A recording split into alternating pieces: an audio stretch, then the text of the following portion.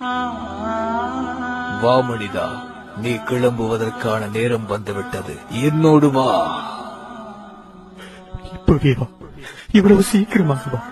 என்னுடைய திட்டங்கள் என்ன ஆவது?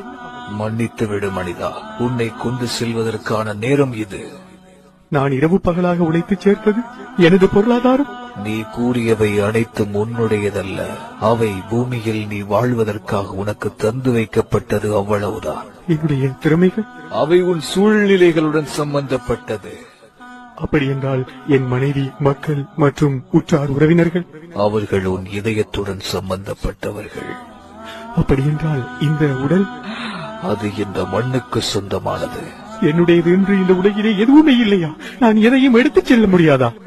நீ வாழ்ந்த ஒவ்வொரு நொடி மட்டுமே உன்னுடையது. நீ செய்த தர்மம், பிறருக்கு நன்மை செய்தது, பிறர் துன்பத்தில் பங்கு கொண்டது, பிறருக்கு தீங்கு செய்யாமல் இருந்தது போன்ற நல்ல செயல்கள், நீ பிறருக்கு கொடுக்காமல் தடுத்துக் கொண்டது, பிறரை திட்டி தீர்த்தது, பிறரை பழி வாங்கியது, பிறருக்கு தீங்கு செய்தது, இது போன்ற தீய செயல்கள், இவை மட்டுமே உன்னுடையது. மற்ற எதையும் இறுதி காலத்தில் நீ உன்னுடன் கொண்டு போக முடியாது என்பதை உணர மாட்டாயா? வாழும் காலம் கொஞ்சமே.